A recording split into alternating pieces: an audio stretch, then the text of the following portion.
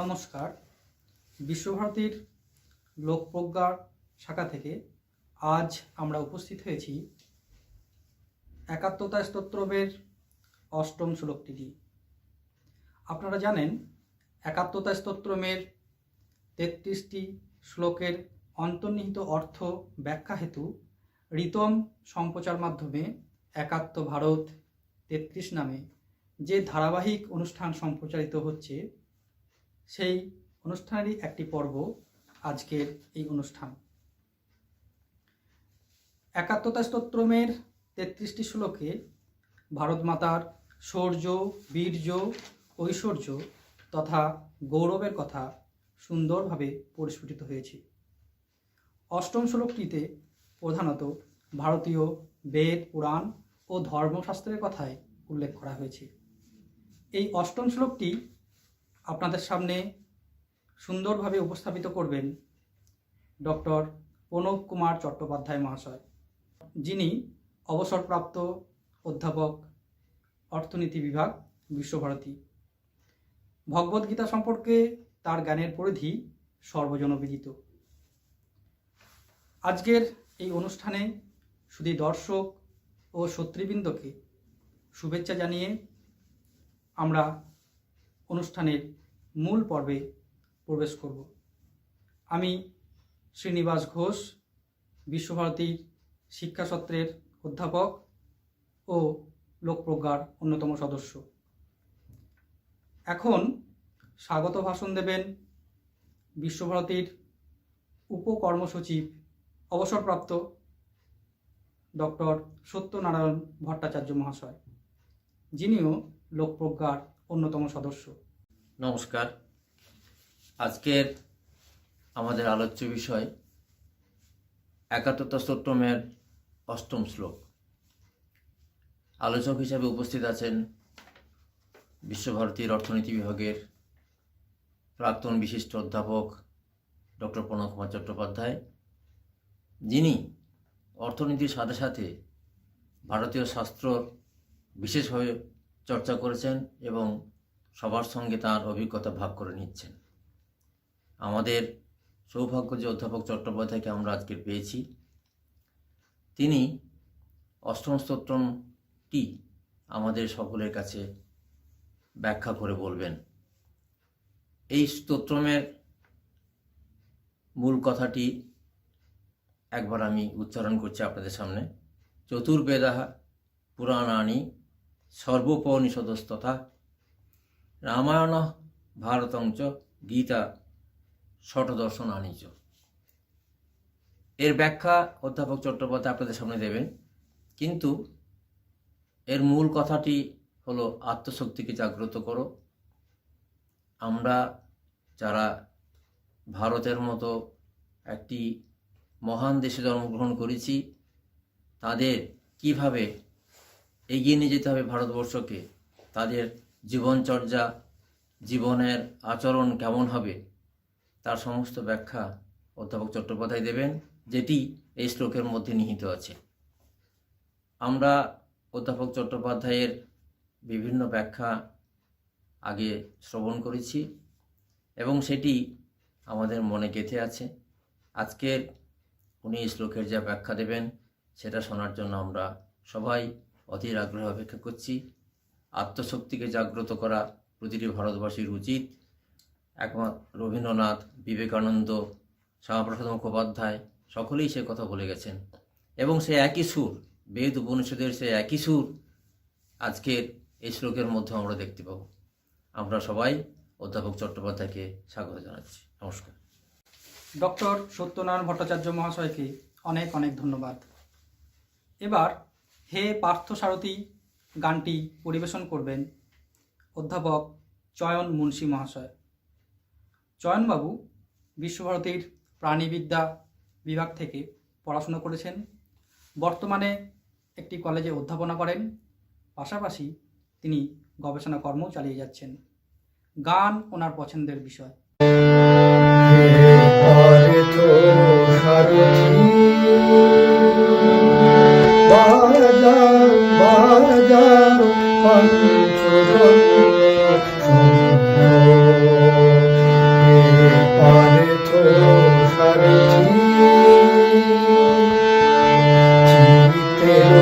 অবসাদ দূর করো করো দূর, চিত্তের অবসাদ দূর করো করো দূর, ভয় ভীত মনে করো হে এবারে তো সারথি জড়তা দৈন হানো হানো ধনুকে টঙ্কার হানো হানো, গীতার মন্ত্রে জীবন দান, ভোলাও ভোলাও মৃত্যু আতঙ্ক, এপারে তো সারথি বাজাও বাজাও পঞ্চতন্ত্র শঙ্খ, এবারে তো সারথি মৃত্যু জীবনে শেষ নহে নহে, শোনাও শোনাও অনন্তকাল ধরে অনন্ত জীবন প্রবাহ মহে, ভোলাও ভোলাও দুর্গত দুরন্ত যৌবন চঞ্চল ছাড়িয়া সুকুমার স্নেহ অঞ্চল, সন্তান দল করুক সুশোভিত মাতৃরঙ্গ, এবারে তো সারথি বাজাও বাজাও পঞ্চতন্ত্র শঙ্খ, এবারে তো সারথি। চয়নবাবুকে ধন্যবাদ। তার মনোমুগ্ধকর উপস্থাপনা আমাদের মুগ্ধ করেছে। সঙ্গে সঙ্গে এই অনুষ্ঠানটির একটি সুরও তিনি বেঁধে দিয়েছেন। এরপর আজকের অনুষ্ঠানের মূল কেন্দ্রবিন্দু যিনি, সেই স্বনামধন্য পণ্ডিত প্রবর ডক্টর প্রণব কুমার চট্টোপাধ্যায় মহাশয় আপনাদের সামনে উপস্থিত করবেন একাত্মতা স্তোত্রমের অষ্টম শ্লোকটি ব্যাখ্যা। নমস্কার। সচ্চিদানন্দ স্বরূপ বিশ্ব মঙ্গলমূর্তিকে প্রণাম জানিয়ে আমরা একাত্মতা স্তোত্রমের অষ্টম শ্লোকটির আলোচনার সূত্রপাত করছি। অষ্টম শ্লোকটি আপনারা সবাই শুনলেন। চতুর্বেদা পুরাণানি সর্বোপনিষদস্তথা রামায়ণং ভারতঞ্চ গীতা ষড়দর্শনানি চ। চারটি বেদ, সমস্ত পুরাণ, সমস্ত উপনিষদ, রামায়ণ, মহাভারত, গীতা এবং ষড়দর্শন এর মধ্যে আলোচিত হবে। তো আমরা এর যে বিশালতা, সেটা এর বিশালতা দেখে আমরা অভিভূত হয়ে গেছি। এর যে ব্যাপ্তি, আমরা এই কথাটা আমাদের মাঝে মাঝে মনে আসছে যে অনন্ত পারং কিল শব্দশাস্ত্রং স্বল্পশ্চ আয়ু ভবশ্চ বিঘ্না সারত্বম গাহ্য অপাস্য ফল্গু হংস যত ক্ষীর মেবান ভূমধ্যা। বিষ্ণু শর্মার এই কথাটা এই কারণে আমি নিয়ে এলাম, কারণ এর যে বিশালতা, এটাকে তো এই সামান্য 1 ঘন্টার মধ্যে ধরা সম্ভব নয়। এত পুরাণ, এত মহাভারত, গীতা, এত উপনিষদ, এত দর্শন, এর যে মূল কথা, মূল সুর, সেটুকুই আমরা বলবো, কারণ আমাদের সময় খুব অল্প। সেই জন্য শুধুমাত্র সারসংক্ষেপটুকুকেই আমি আপনাদের সামনে তুলে ধরতে চাই। আমরা বিষ্ণু পুরাণেও দেখেছি, বিষ্ণু পুরাণে ভারতবর্ষ বর্ণনম যে আছে, সেখানে কিন্তু এই কথাটা আছে যে উত্তরং ইয়াত সমুদ্রস্য হিমাদ্রিশ্চৈব দক্ষিণম বর্ষং তৎ ভারতং নাম ভারতী যত্র সন্ততি। মানে যে দেশটা হচ্ছে সমুদ্রের উত্তরে, উত্তরং ইয়াত সমুদ্রস্য হিমাদ্রিশ্চৈব দক্ষিণম, যেটা হিমাদ্রির দক্ষিণে, সেই বর্ষের নাম হচ্ছে, সেই স্থানের নাম হচ্ছে ভারতবর্ষ, যেখানে সরস্বতীর সন্তানেরা বসবাস করেন। এখানে এই সমস্ত কবি, মুনি, ঋষিরা জন্মগ্রহণ করেছেন। তারা তাদের চিন্তা ভাবনাকে বনে বসবাস করে, অরণ্যে থেকে একাত্মে যে চিন্তা ভাবনা করে যে সত্যের তারা উপলব্ধি করেছেন, সেই সত্য তারা আমাদের সামনে তুলে ধরেছেন। যদিও আমরা এটা দেখেছি যে তাদের এই আলোচনা একটা খুব সুসংগঠিত নয়। বিভিন্ন সময় বিভিন্ন আলোচনা করেছেন, বিভিন্ন ঋষি বিভিন্ন কথা বলেছেন, কিন্তু আমরা যখন এটাকে অধ্যয়ন করতে যাই, পড়তে যাই, তখন আমাদের দেখে মনে হয় যে ঠিক যেন কণ্টকাকীর্ণ, এর মধ্য থেকে কিছু বোঝা যায় না। মহর্ষি দেবেন্দ্রনাথও তাই, যখন এগুলো অধ্যয়ন করেছিলেন তখন তার মনে হয়েছিল যে এগুলোর মধ্যে কোনো সুসমঞ্জস্য, কোনো সূত্র নেই, কিন্তু যখন উনি গভীরভাবে এটাকে অধ্যয়ন করলেন, পড়লেন, তখন এর মধ্যে একটা সূত্র খুঁজে পেলেন। কি সূত্র খুঁজে পেলেন? সেই সূত্র হচ্ছে যে আমরা আমাদের চারপাশে যা দেখছি, সূর্য, চন্দ্র, তারা, গ্রহ, প্রকৃতি, সমুদ্র, পাহাড় সব দেখছি, এগুলো কোথা থেকে এলো? কে এগুলো সৃষ্টি করেছে? এই মহাবিশ্বে আমার ভূমিকাই বাকি, আমি কোথা থেকে এসেছি, তার যে ব্যাখ্যা, আমি কে, কো অহম, আমি কে, এর ব্যাখ্যা তিনি খোঁজার চেষ্টা করলেন এর মধ্যে থেকে, এবং তিনি খুঁজে পেলেন, একটা সূত্র খুঁজে পেলেন, সবগুলোর মধ্যে একটা সুসমঞ্জস্য, একটা ধারা, একটা সত্যকে তিনি আবিষ্কার করলেন। আমাদের ঋষিরা অরণ্যে একান্তে চিন্তা ভাবনা করে যে সত্য দর্শন করেছিলেন, তারা এগুলোকে বিভিন্ন বেদের মধ্যে আমরা যে বৈদিক শ্লোকগুলো পাই, সেটা কোনো একজনের নয়, অনেক ঋষি বিভিন্ন সময় যে সত্য দর্শন করেছেন তারই ফলশ্রুতি। আমাদের উপনিষদগুলোও তাই। এই যে সত্য, যে বাণী, যা আমাদের সামনে আমাদের এই বিশ্ব ব্রহ্মাণ্ডের রহস্যকে উন্মোচিত করে, সেই কথাগুলোই এর মধ্যে বিধৃত আছে। এখন আমরা যে শিক্ষা লাভ করছি, পাশ্চাত্যের অনুকরণে যে শিক্ষা লাভ করছি, তা কিন্তু আমাদের এই ঐতিহ্যকে, আমাদের এই পরম্পরাকে, আমাদের এই শৌর্য এবং বীর্যকে ভুলিয়ে দিতে চায়। এগুলোকে আমরা আমাদের বেদ, উপনিষদ, গীতা, এগুলোকে আমরা অবজ্ঞা করতে শিখি। কিন্তু এই একাত্মতা স্তোত্রের মধ্য দিয়ে শুধুমাত্র এটা নয়, আমরা বিষ্ণু পুরাণে যেগুলো দেখেছিলাম, যেখানে আমাদের ভৌগোলিক প্রকৃতির বর্ণনা আছে, নদ নদীর বর্ণনা আছে, পাহাড়ের বর্ণনা আছে, সব কিছুই আছে, কিন্তু এর মধ্যে আরো অনেক কিছু আমাদের যুক্ত করে আমাদের সামনে উপস্থাপিত করা হয়েছে, যা ভারতবর্ষের প্রকৃতিকে আমাদের সামনে তুলে ধরতে পারে। এই যে শ্লোকটা, অষ্টম শ্লোক, বর্তমানে তার কি তাৎপর্য, সেই জায়গাটায় আমি আলোকপাত করতে চাই। বর্তমানে এর কোনো তাৎপর্য আছে কিনা? আমাদের যে মূল প্রশ্ন, আমি কে, এই প্রশ্ন আজও আছে আর কি। কে তুমি? এখনো আমরা কিন্তু তার উত্তর পাইনি। বৎসর বৎসর চলে গেছে, কে তুমি এখনো মেলেনি উত্তর। আমরা এই উত্তর খোঁজার চেষ্টা করব এই অষ্টম শ্লোকের মধ্য দিয়ে। অনেক কিছুই আলোচিত হয়েছে এই শ্লোকগুলির মধ্য দিয়ে, কিন্তু একটা মাত্র মূল সুরকেই, একটা মাত্র মূল ক্ষেত্রকেই আপনাদের সামনে আমি তুলে ধরতে চাই। আমাদের যে ধর্মগ্রন্থগুলি, আমরা দেখছি যে যে নীতিগুলি আমাদের সামনে হাজির করেছে, যা আমাদের প্রকৃত মানুষ হিসাবে তুলে ধরবে এবং বিশ্বের দরবারে আমাদের উন্নত মস্তকে যাতে আমরা আমাদের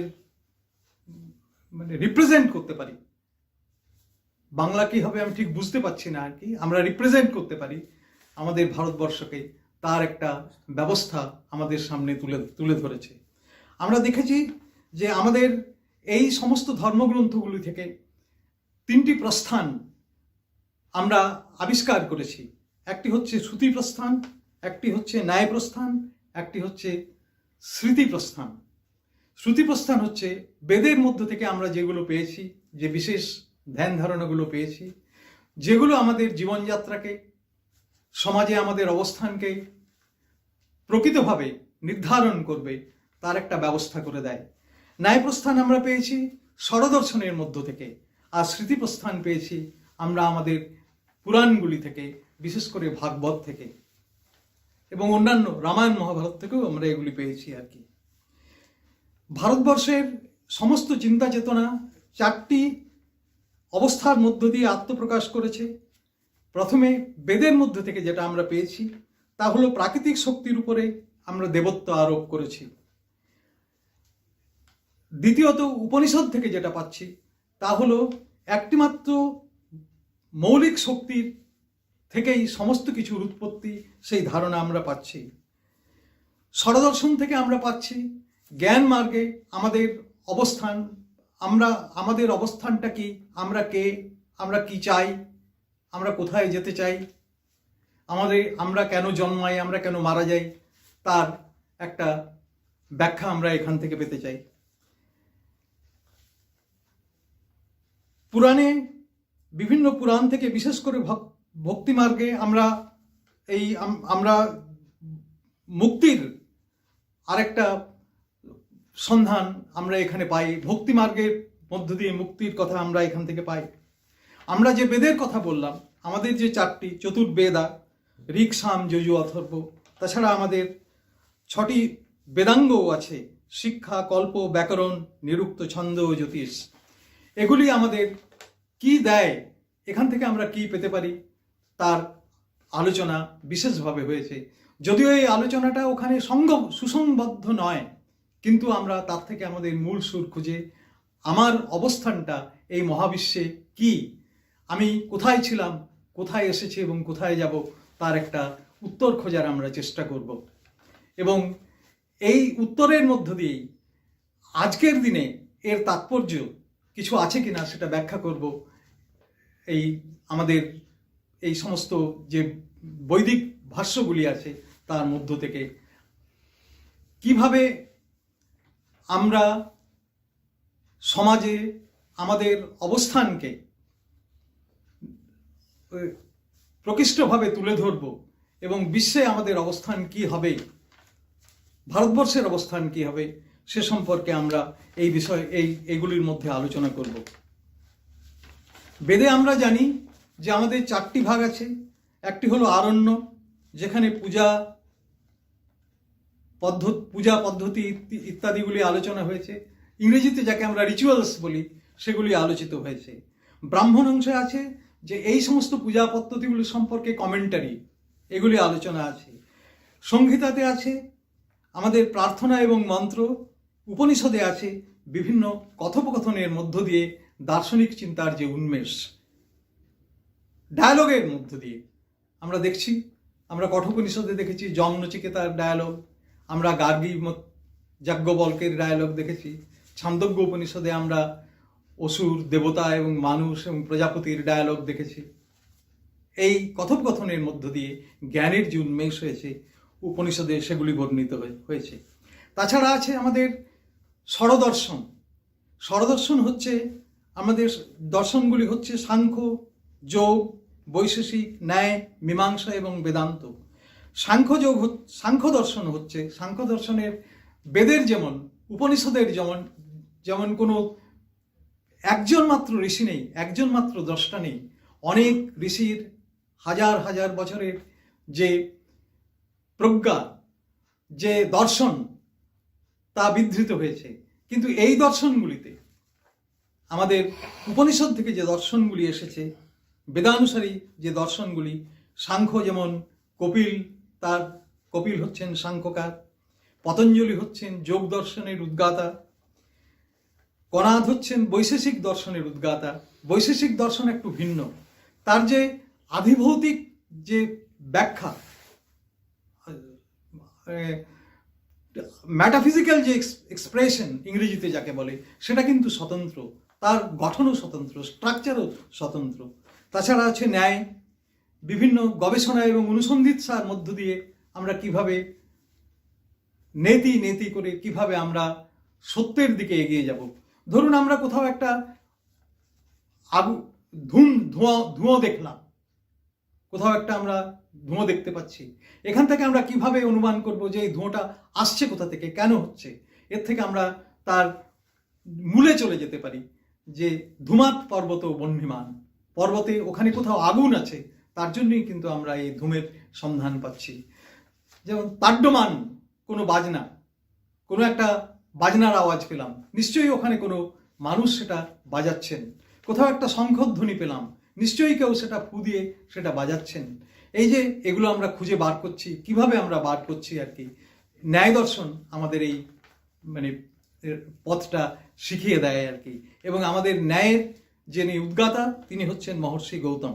তাছাড়া আছে আমাদের মীমাংসা দর্শন, মীমাংসায় পূর্ব মীমাংসা এবং উত্তর মীমাংসা। একটা দর্শন হচ্ছে মীমাংসার একটা অংশ হচ্ছে বেদান্ত, যেটা আমাদের মহর্ষি বাদরায়ণ বা ব্যাসের কৃতি। আরেকটা হচ্ছে মীমাংসা, যেটা হচ্ছে জৈমিনীর কৃতি। এই দুটোর মধ্যে একটু ফারাক আছে এবং সেই ফারাকটা এখন পরবর্তীকালে আরো অনেক বেড়েছে। প্রাথমিকভাবে তেমন কিছু ছিল না, সামান্য একটু তফাৎ প্রাথমিকভাবে লক্ষ্য করা গেছিল, কিন্তু পরবর্তীকালে এই বিতর্কের মধ্য দিয়ে সত্যের সন্ধান করতে গিয়ে এর অনেকটাই কিন্তু আমরা দুটো দর্শন অনেকটাই সরে গেছে।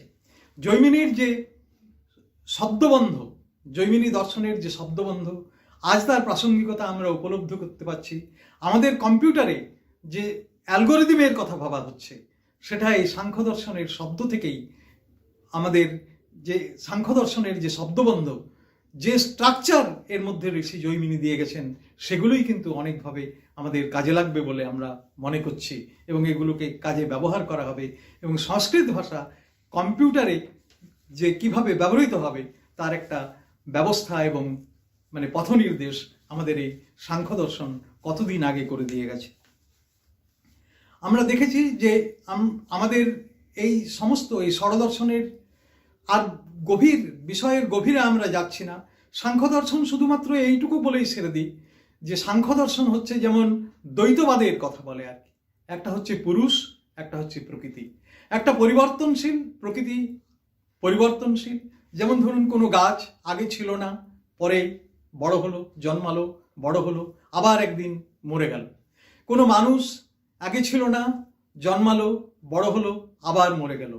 অব্যক্তাদীনি ভূতানি ব্যক্তমুদ্ধানি ভারত অব্যক্ত নিধনানি এব। এক সময় অব্যক্ত ছিল, ব্যক্ত হলো, আবার অব্যক্ত হয়ে গেল। এই যে যখন ব্যক্ত থাকছে তার যে পরিবর্তনটা আমরা লক্ষ্য করছি আর কি, এই পরিবর্তনটা হচ্ছে আপাত। পুরুষ তার কোনো পরিবর্তন হয় না এবং প্রকৃতি সবসময় বদলাচ্ছে। পুরুষ এবং প্রকৃতির এই যে আলোচনা, এটা সাংখ্য দর্শনের মূল বিষয়বস্তু। একটা হন্যতে যদি আমরা টোটালিটিটা দেখি, সামগ্রিকভাবে যদি বিষয়টাকে দেখি, তাহলে কিন্তু সেখানে কোনো পরিবর্তন নেই। কিন্তু যখন আমরা আংশিকভাবে বিচ্ছিন্নভাবে দেখছি প্রকৃতিকে, তখন তার মধ্যে পরিবর্তন হচ্ছে। আমরা সাংখ্য দর্শনে এই আলোচনাটা আমরা পেয়েছি। বৈশেষিক দর্শনে আমাদের এই বিশ্ব সৃষ্টির রহস্য কি, কণা, পরমাণু, অ্যাটম যে এই সৃষ্টির মূল, মহর্ষি কণাদ তার ব্যাখ্যা কত বছর আগে দিয়ে গেছেন।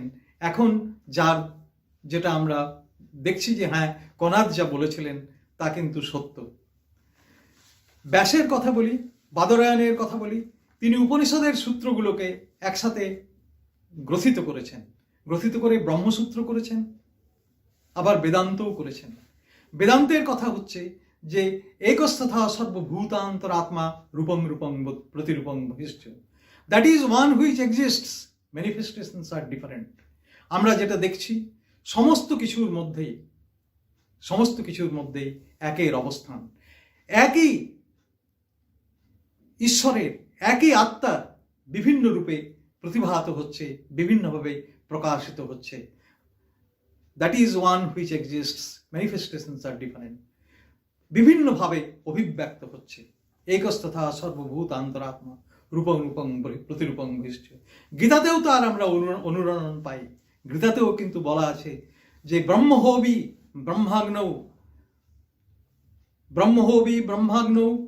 ব্রহ্মণাহুতম ব্রহ্মৈব তেন গন্তব্যম ব্রহ্মকর্ম সমাধিনা। আমি হয়তো শ্লোকটা একটু ভুল বললাম, মানে একটা জায়গা মিস হয়ে গেল বলে আমার মনে হচ্ছে আর কি।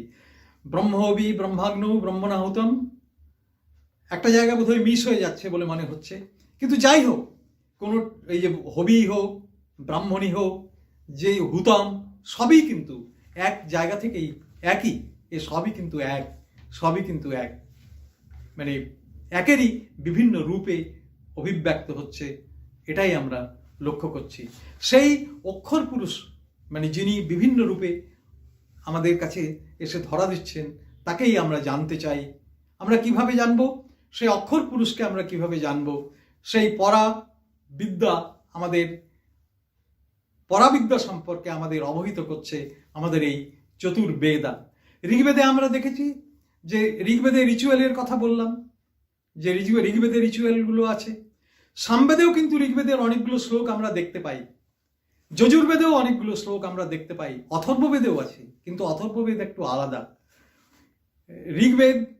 ঋগ্বেদে আমরা দেখছি রোজ সূর্য উঠছে, আমরা দেখছি প্রকৃতি, আমরা দেখছি পাহাড়, আমরা দেখছি নদী, আমরা দেখছি বায়ু, আমরা দেখছি অগ্নি। এগুলো কোথা থেকে এলো? ঋষিদের মনে এই প্রশ্ন জেগেছে। সূর্য এত শক্তি পাচ্ছে কোথা থেকে? আমরা যে সূর্যের শক্তিতে বলীয়ান, আমরা যে সূর্যের শক্তির জন্যই বেঁচে আছি, সেটাও কিন্তু ঋগ্বেদ আমাদের বলেছে। তাই সূর্যই যে আমাদের মূল, আমাদের সৃষ্টির মূল, আমাদের প্রাণের মূল, সেই কথাটা কিন্তু ঋগ্বেদ স্মরণ করেছে। আমাদের গায়ত্রী মন্ত্রে সেটা কিন্তু আছে। গায়ত্রী মন্ত্রটা হচ্ছে এরকম: ওম ভূর্ভুবস্ব তৎসবিতুর্বরেণ্যং ভর্গো দেবস্য ধীমহি ধিয়ো ইয়ো ন প্রচোদয়াৎ। ওম মানে যেখান থেকে আমরা সূর্য থেকে এই ভূর্ভুবস্ব, তাদের সৃষ্টির মূলে, তাদের চেতনার মূলে, তাদের জীবনের মূলে যে সূর্যের শক্তি, রবীন্দ্রনাথ এটাকে আরেকটু পিছনে নিয়ে গেছেন। সূর্য কোথা থেকে শক্তি পাচ্ছে? রবীন্দ্রনাথ গায়ত্রী মন্ত্রকে যে সেখানে নিয়ে গেছেন, যেখান থেকে এই আকাশ, সূর্য, পৃথিবী, তারা, সূর্য যেখান থেকে তার সমস্ত শক্তি পাচ্ছে, সেটাই কিন্তু তিনিই গায়ত্রী মন্ত্রের উপাস্য দেবতা বলে রবীন্দ্রনাথ মনে করেছেন। আমরা ঋগ্বেদে আমরা দেখেছি যে ঋগ্বেদে এই কথাটা আমরা পেয়েছি, একং সৎ বিপ্রা বহুধা বদন্তি। সত্য একটাই, বিভিন্ন জন বিভিন্ন কথা বলেন তাকে নিয়ে। আমি একটা এর লেখা পড়েছিলাম স্বামী তুরীয়ানন্দের। তিনি বলেছিলেন যে আমরা যখন বেদান্ত পড়ি তখন আমাদের এরকম মনে হয়েছিল যে বেদান্তে আমাদের মনে হয়েছিল যে ব্রহ্ম সত্য, জগৎ মিথ্যা। কিন্তু যখন রামকৃষ্ণের সান্নিধ্যে আমি এলাম, তখন আমি দেখলাম যে ওনার কথা শুনে, ওনার ব্যাখ্যা শুনে আমার মনে হলো যে ব্রহ্মও সত্য, জগৎও সত্য। শঙ্করাচার্যও যখন ব্যাখ্যা করেছেন, বেদান্তের ব্যাখ্যা করেছেন, তখন কিন্তু শঙ্কর ভাষ্য গভীর মনোযোগ দিয়ে পড়লে আমাদের এইরকম মনে হয়, আমরা যদি গভীর মনোযোগ দিয়ে না পড়ি তখন মনে হয় যে শঙ্কর হয়তো জগৎকে মিথ্যা বলছেন। তা কিন্তু নয়, জগৎও আছে এবং আত্মাও আছে। আত্মারই একটা যে রূপ, পরিবর্তনশীল রূপ, মানে এটাই যে সত্য নয়। আমরা যেটা দেখছি, আমাদের সামনে যেটা দেখছি, প্রকৃতিকে যেভাবে দেখছি, এটাই যে এর রূপ নয়, এটা যে একটা অনন্তেরই অংশ, সেই ধারণাটা আমাদের কাছে আসছে। আমরা এই যে দর্শনগুলো আমরা দেখছি, আমাদের এই যে ষড়দর্শন, যেগুলো বেদের অনুসারী, এগুলো আস্তিক দর্শন।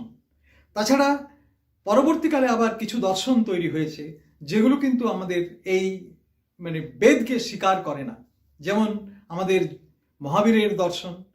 মহাবীর কিন্তু জৈন ধর্মের প্রবর্তক বলে আমরা মনে করলেও জৈন ধর্মের যে মূল কথাগুলো, সেগুলো কিন্তু মহাবীরের অনেক আগেই আলোচিত হয়েছিল। বিভিন্ন তীর্থঙ্কর তার আলোচনা করেছিলেন। পার্শ্বনাথের কথা আমরা জানি, বিহারের এই আপাতত ঝাড়খণ্ডের একটা জায়গা পার্শ্বনাথ পাহাড়ে, পরেশনাথ, ওই পাহাড়টার নামই ওই নাম অনুযায়ী আর কি। এদের আবার দুটো ভাগ আছে, একটা দিগম্বর জৈন, আর একটা হচ্ছে শ্বেতাম্বর জৈন। দিগম্বর জৈন তারা সমস্ত কিছু ত্যাগ করে দিতে চায়, আর শ্বেতাম্বর জৈনরা শুধুমাত্র একটা সাদা কাপড় তারা পরে থাকে আর কি।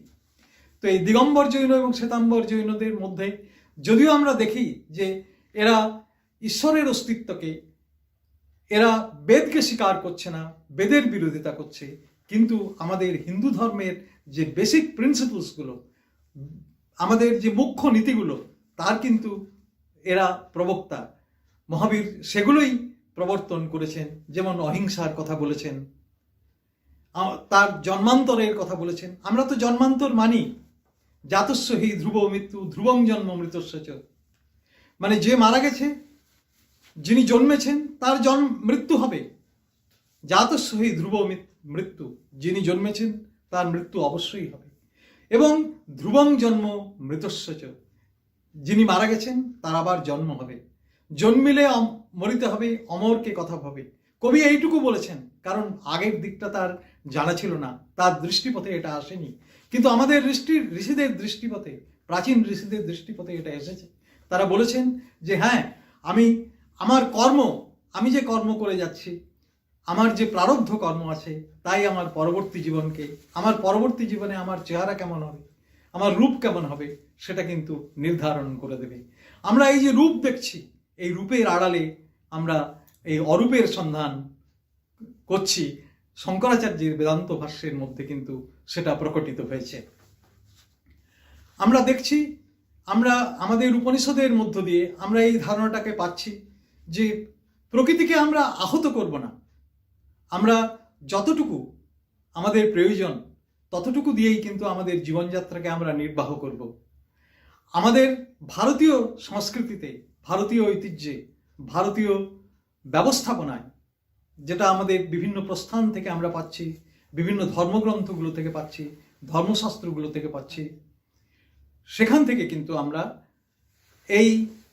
আমরা যে শুধুমাত্র যতটুকু প্রয়োজন ততটুকু দিয়েই আমাদের জীবনযাত্রাকে নির্বাহ করব।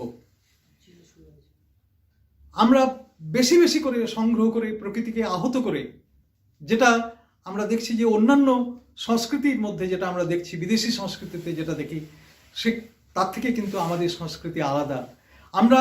আমরা মনে করি যে আমরা অমৃতের সন্তান।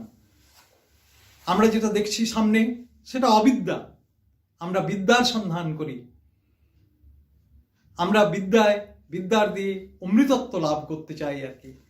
উপনিষদের আরেকটা শ্লোক, যেমন ঈশাবাস্যমিদং সর্বং ইয়ৎকিঞ্চ জগত্তাং জগৎ তেন তাক্তেন ভুঞ্জিতা মা গৃধো কস্যস্যিদ্ধনম, এই কথাটার যেমন আমি ব্যাখ্যা দিলাম যে আমরা যতটুকু আমাদের প্রয়োজন ততটুকুই আমরা ব্যবহার করব, তার বেশি না।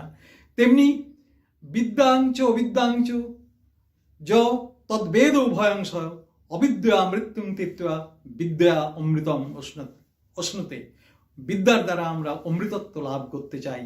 আমরা জানি যে আমাদের আয়ু বেশি নয়, আয়ুর বর্ষশতং পরিমিতং নৃণাং রাত্রৌ তদর্ধং গত তস্যার্ধস্য চ অর্ধমপরং বাল্যত্ব বৃদ্ধত্বয় শেষা ব্যাধি বিয়োগ দুঃখ সহিত সেবা আদি বিনিয়তে জীবে বাড়ি তরঙ্গ চঞ্চল তটে সক্ষঙ্কুত প্রাণিনাম। আয়ুর বর্ষশতং পরিমিতং নৃণাং, মানুষের আয়ু 100 বছর পরিমাণ, বড় জোর। রাত্রেও তদর্ধঙ্গত, ঘুমিয়েই তো আমাদের অর্ধেকটা কেটে যায়, 50 বছর।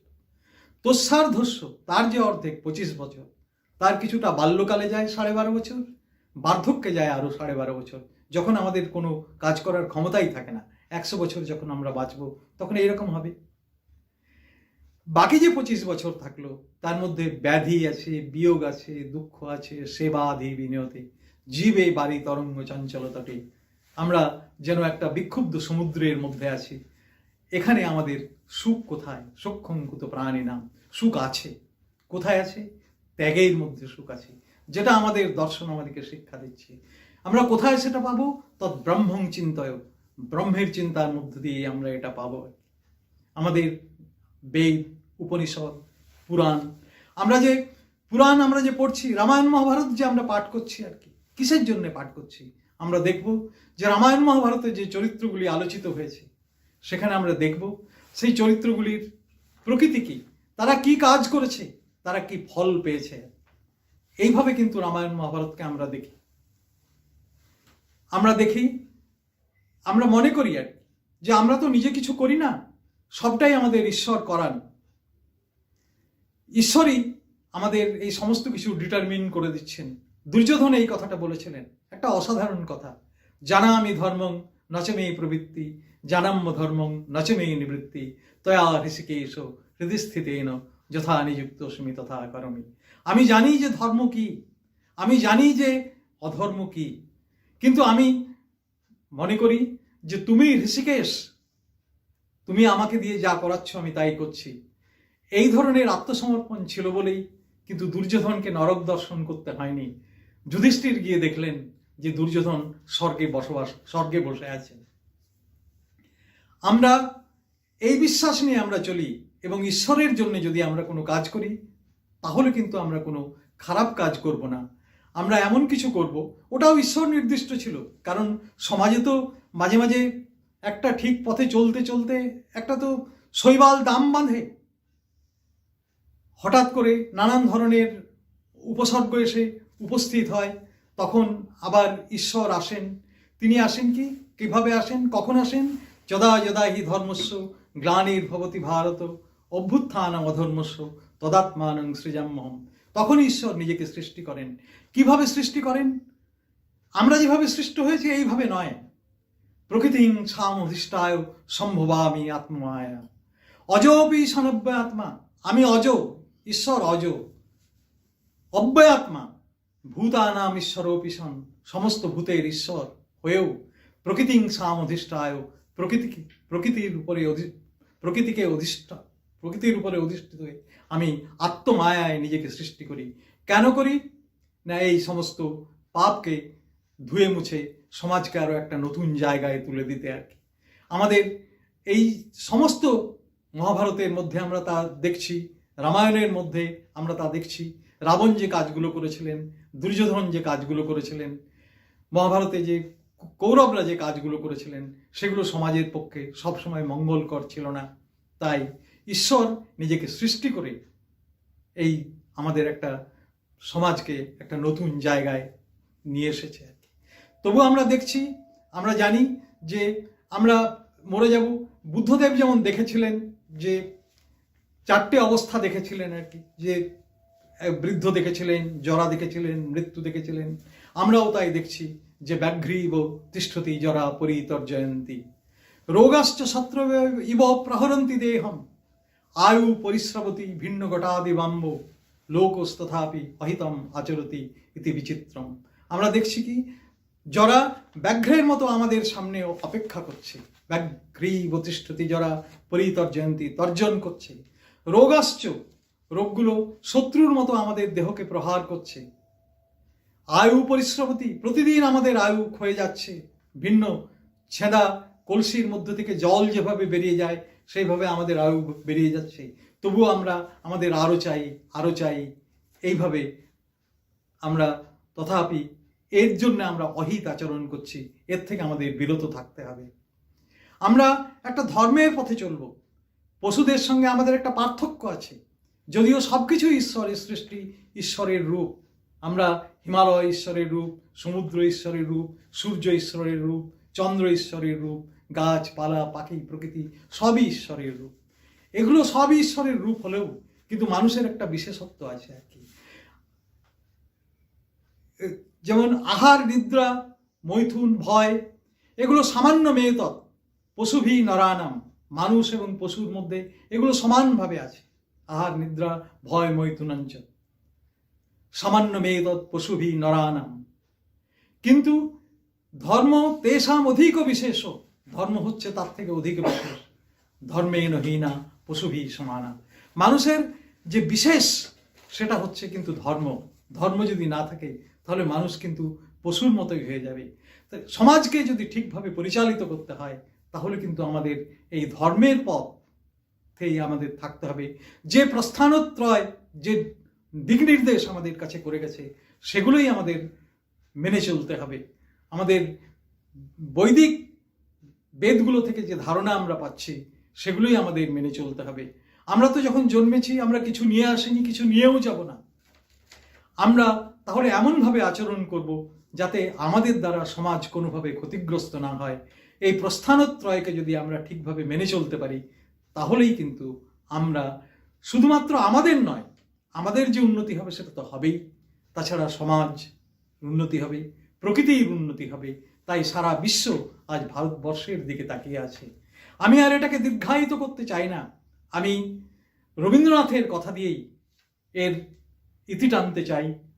তা হচ্ছে রবীন্দ্রনাথ এটা বলেছেন, কারণ তারও তো অধ্যয়ন ছিল এই সমস্ত বিষয়গুলো সম্পর্কে, একটা অসাধারণ অধ্যয়ন ছিল। আমরা আমাদের এগুলোকে, এই সমস্ত শাস্ত্রগুলোকে তো আমরা গুরুত্ব দিইনি। আমরা এগুলোকে মানে নস্যাৎ করেছি বিদেশি শিক্ষায় শিক্ষিত হয়ে।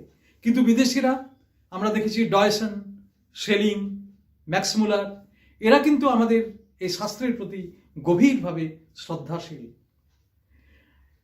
আমি একজন কবির কথা, রবীন্দ্রনাথ যাকে খুব পছন্দ করতেন, আমেরিকান একজন কবি ওয়াল্ট হুইটম্যান, তার একটা বই আছে, তিনি বেশি কবিতা লেখেননি, লিভস অফ গ্রাস বলে একটা বই আছে, সেখানে এই ধরনের একটা কথা আমি পেয়েছিলাম। সেই কথাটা হচ্ছে যে কবি বলছেন, লিখছেন, কবিতাটা আমার ঠিক মনে নেই, কবি এই কথাটা লিখছেন যে আমার মনে হয় যে আমি আমার এই জন্মের আগে হাজার হাজার বার জন্মেছি, আমার এই দেহটা চলে গেল, পরেও আমি হাজার হাজার বার থাকবো এই প্রকৃতিতে, এই মহাবিশ্বে আমি থাকবো আর কি। যে কথাটা আমরা গীতাতেও পাই, গীতাতে শ্রীকৃষ্ণ অর্জুনকে বলছেন, বহুনি মে ব্যতীতানি জন্মানি তব চার্জুন তানি হং বেদ সর্বাণি নতং বেত্ত পরন্তপ। হে অর্জুন, তোমার এবং আমার হাজার হাজার বার জন্ম হয়েছে, বহুনি মে ব্যতীতানি, বহু জন্ম আমরা পেরিয়ে এসেছি, তোমার এবং আমার বহু জন্ম হয়েছে, সেগুলো কিন্তু আমার সব মনে আছে, তোমার কিন্তু কিছু মনে নেই। একই কথা, সেই রকম একই কথা আমি আবার পেয়েছি টি.এস. এলিয়টের একটা কবিতার মধ্যে, তার ওয়েস্টল্যান্ড যে বইটা আছে, কবিতার বই, সেখানে কিন্তু টি.এস. এলিয়ট একটা জায়গায় লিখেছেন, আমাদের উপনিষদের যে গল্প আছে, যে তিনজন দেবতা, মানুষ এবং অসুরেরা যখন প্রজাপতির কাছে গিয়ে চাইলেন, জ্ঞান চাইলেন, প্রজাপতি তাদের শুধু একটা কথাই বলেছিলেন, দ। কিন্তু এরা বিভিন্ন রূপে তার অর্থ করলেন, কেউ অর্থ করলেন দময়ত, কেউ অর্থ করলেন দত্ত, কেউ অর্থ করলেন দয়োদ্ধম। দমন করো, দান করো এবং দয়া করো। আমরা এই যে ভাবনা, এই ভাবনাগুলো যাতে আমরা আমাদের জীবনে সাকার করতে পারি, আমাদের জীবনে, সমাজ জীবনে যাতে এগুলোকে আমরা ব্যবহার করতে পারি এবং নতুন সমাজ ব্যবস্থায় সমাজকে আমরা নিয়ে যেতে পারি, নতুন যুগের সূচনা করতে পারি, একটা নতুন দিগন্ত দিতে পারি, তাই রবীন্দ্রনাথের কথা দিয়েই আমি এটাকে শেষ করতে চাই। রবীন্দ্রনাথ এই কথাগুলো বলেছিলেন, একদা এ ভারতের কোন বনতলে কে তুমি মহান প্রাণ কি আনন্দ বলে উচ্চারি উঠিলে উচ্চে, শ্রীণন্তু বিশ্বে অমৃতস্য পুত্রা আয়ে ধামানি দিব্যানিতস্থু, বেদাহমেতং পুরুষং মহান্তম আদিত্যবর্ণং তমসৌ পরস্তাৎ তমেব বিদিত্বা অতিমৃত্যুমেতি নান্যপন্থা বিদ্যতয়নায়। আমরা তো অমৃতত্ব চাই, তাই শোনো বিশ্বজন, শোনো অমৃতের পুত্র যত দেবগণ দিব্যধামবাসী, আমি জেনেছি তাহারে মহন্ত পুরুষ যিনি আঁধারের পারে জ্যোতির্ময়, তারে ডাকি তার পানি চাহি, মৃত্যুরে লঙ্ঘিতে পারো অন্য পথ নাহি, রে মৃত ভারত শুধু সেই এক আছে, নাহি অন্য পথ। নমস্কার। ডক্টর প্রণব কুমার চট্টোপাধ্যায় মহাশয়কে অসংখ্য ধন্যবাদ। তার পাণ্ডিত্যপূর্ণ বাগ্মিতা এবং প্রজ্ঞার নিদর্শন তার এই আলোচনা। সত্যি শুনতে শুনতে আমি মোহিত হয়ে গেছিলাম। আশা করি এই পাণ্ডিত্যপূর্ণ আলোচনা আপনাদেরও মুগ্ধ করেছে। যাই হোক, আজকের অনুষ্ঠানের বিদায় ঘণ্টা বেজে গেছে, এবার আমাদের যাওয়ার পালা। যাওয়ার আগে আমরা আশা করব যে এই পণ্ডিত প্রবর প্রণব কুমার চট্টোপাধ্যায় মহাশয়কে আবার কোনো অনুষ্ঠানে আমরা পাব এবং তার অমৃত বচন থেকে বঞ্চিত হব না। সকলকে শুভেচ্ছা, ধন্যবাদ জানিয়ে আজকের এই অনুষ্ঠান এখানেই সমাপ্ত করছি। নমস্কার।